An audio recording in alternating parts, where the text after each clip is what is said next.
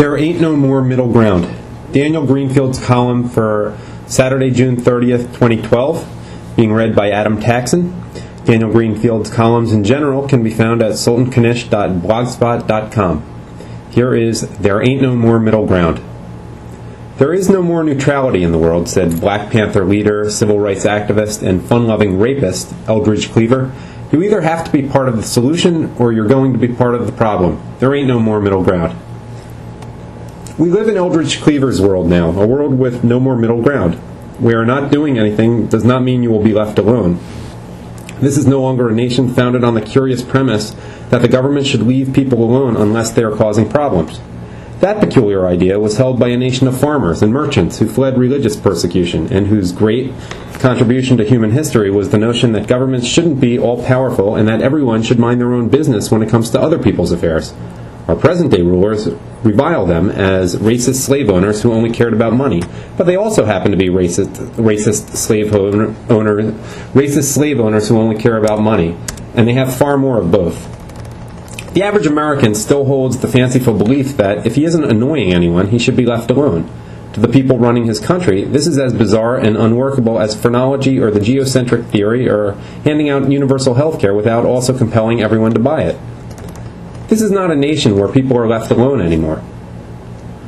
This is a nation where they are hounded from the moment they are born until the moment they die by the arms of a regulatory state run by men and women weaned on Cleaver, Alinsky, Fourier, Marx, Wells, and 200,000 others. This is a nation where, accordingly, being left alone is the greatest of luxuries. It takes a lot of money to be left alone. Regulatory space is much more expensive than physical space, and buying it requires investing in lobbyists, fundraisers, and lawyers. If you make the right payoffs, then you can buy the privilege of being left alone, exempted from regulations, going uninspected and protected against the agents of the state. But once you do that, you are no longer neutral. You have bought yourself the privilege of not being considered the problem. Instead, you have become part of the solution for the people you are paying off. The Americans bushwhacked by Obamacare, the scam artist's dream of a tax paid to a third party in exchange for benefits accrued to a fourth party, still thought they had the freedom to take the middle, to despise meddling politicians in both parties, ignore most things the government did while living their own lives. They had seen their savings devalued, their homes seized, their lives bedeviled by 1,000 regulations, but they still thought that it was possible to take a middle ground, to reject the solutions by asserting that they are not the problem.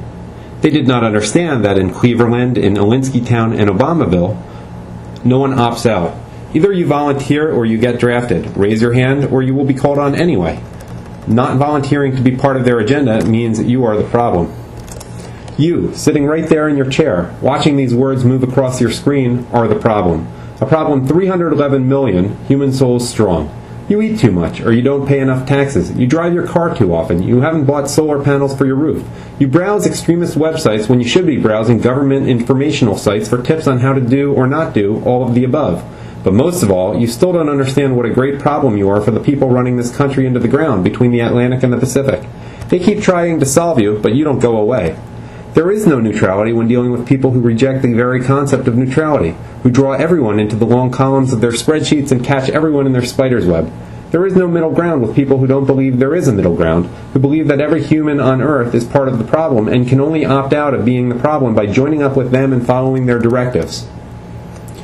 That is what we are up against. We confront the great solvers of the human problem who are determined to arrange everyone and everything to their liking. They began by controlling everything that people did.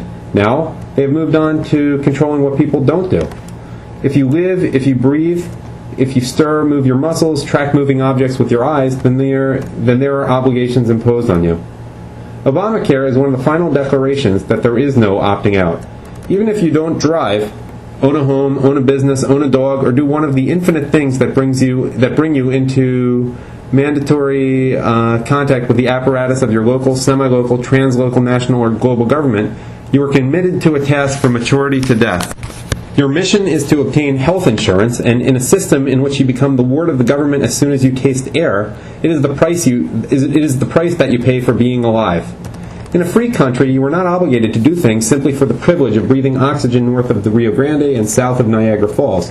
But this isn't a free country anymore. This is a country in which you get things for free, and there is a big difference between those two things. We are a nation in which everyone is entitled to everything except the right to opt out of all the entitlements and the costs of paying for them.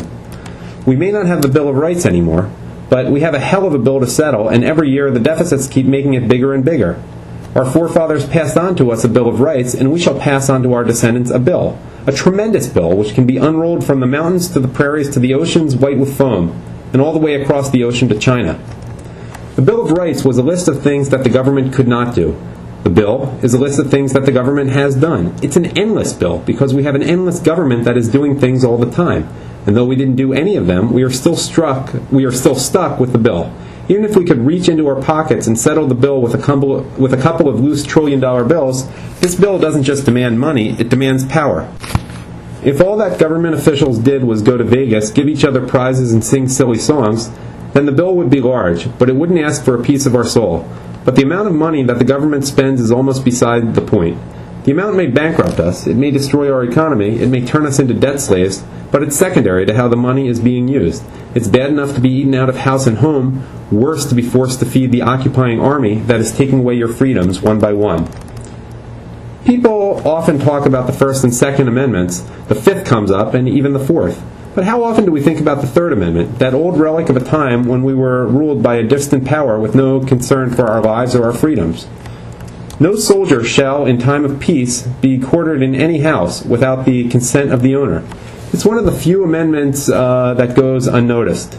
No one challenges it. No Supreme Court blots it out with a stroke of a pen or rephrases it to mean that there is a constitutional right to abortion or a ban on executing juveniles.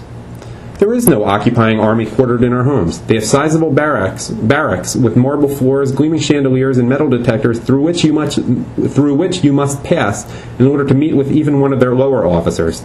They aren't quartered in your living room. They rent hotel names and build buildings and send the bill to you.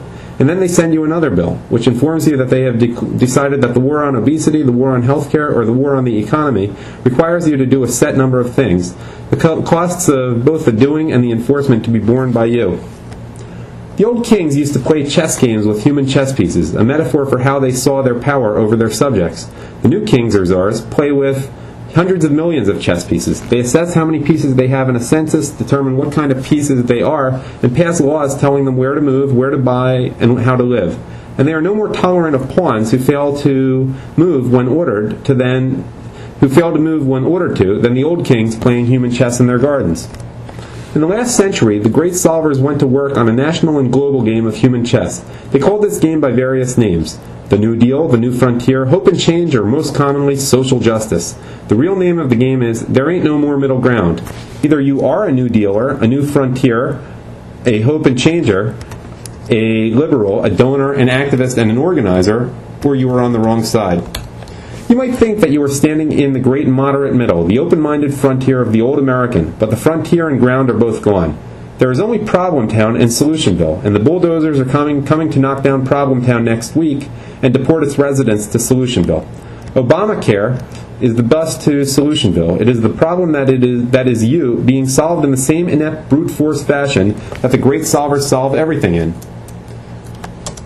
From Russian agriculture to European Union democracy. The problems are many, and the solvers are impatient. There are too many peasants, and weekends are too short. The golf courses are too crowded, the protesters are too annoying, and the numbers never add up.